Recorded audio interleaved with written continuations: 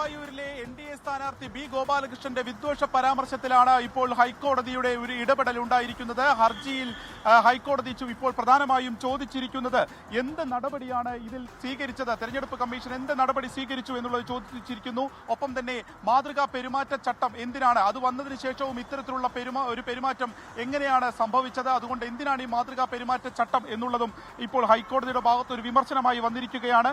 അതിൽ ഈ പരാമർശത്തിൽ നടപടി തുടങ്ങി എന്നുള്ളതാണ് തെരഞ്ഞെടുപ്പ് കമ്മീഷൻ പറഞ്ഞിരിക്കുന്നത്. തെരഞ്ഞെടുപ്പ് കമ്മീഷന്റെ പ്രത്യേക നിർദ്ദേശപ്രകാരം തന്നെ പോലീസ് ഇക്കാര്യത്തിൽ കേസെടുത്തിരുന്നു. എന്നാൽ കേസെടുത്തതിനപ്പുറത്തേക്ക് എന്ത് നടപടികൾ സ്വീകരിച്ചു എന്നുള്ളതാണ് ചോദിച്ചിരിക്കുന്നത്. ഒപ്പം തന്നെ ഇതിൽ ഇനി കൂടുതൽ നടപടികൾ ഉണ്ടാകും എന്നുള്ളതും ഇപ്പോൾ കോടതിയിൽ തെരഞ്ഞെടുപ്പ് കമ്മീഷൻ അറിയിച്ചിരിക്കുകയാണ്. 2 മാസത്തിനുള്ളിൽ ഈ പരാതിയിൽ നടപടി സ്വീകരിക്കണമെന്ന് തെരഞ്ഞെടുപ്പ് കമ്മീഷന് ഇപ്പോൾ ഹൈക്കോടതി നിർദ്ദേശം നൽകിയിരിക്കുന്നു. അങ്ങനെയാണ് ഈ ഹർജി ഹൈക്കോടതി ഇപ്പോൾ തീർപ്പാക്കിയിരിക്കുന്നത്. പോലീസ് കേസെടുത്തു എന്നുണ്ടെങ്കിലും ശിക്ഷ വിധിക്കാത്തത് കൊണ്ട് തന്നെ ഇപ്പോൾ മത്സരിക്കാം, അതായത് തെരഞ്ഞെടുപ്പിൽ മത്സരിക്കുന്നതിന് മറ്റ് തടസ്സങ്ങളില്ല എന്നുള്ളതായിരുന്നു വരണാധികാരി തീരുമാനിച്ചത്. ഇത്തരത്തിൽ അദ്ദേഹത്തിന്റെ നാമനിർദ്ദേശ പത്രിക സ്വീകരിക്കുകയായിരുന്നു. ഇപ്പോൾ കോടതിയുടെ ഭാഗത്തു നിന്ന് ഒരു വിമർശനം ഉണ്ടായിരിക്കുന്നു. മാതൃകാ പെരുമാറ്റച്ചട്ടമൊക്കെ എന്തിനാണ് ഇത്തരത്തിലൊരു വർഗീയ പരാമർശം നടത്തുന്ന ഒരു ഘട്ടത്തിൽ അതിലെന്ത് നടപടി സ്വീകരിച്ചു എന്നുള്ളത്, ഒരു കർശന നടപടി സ്വീകരിക്കണം എന്നുള്ളത് തന്നെ ഹൈക്കോടതി ഇപ്പോൾ പറഞ്ഞിരിക്കുകയാണ് തെരഞ്ഞെടുപ്പ് കമ്മീഷനോട്.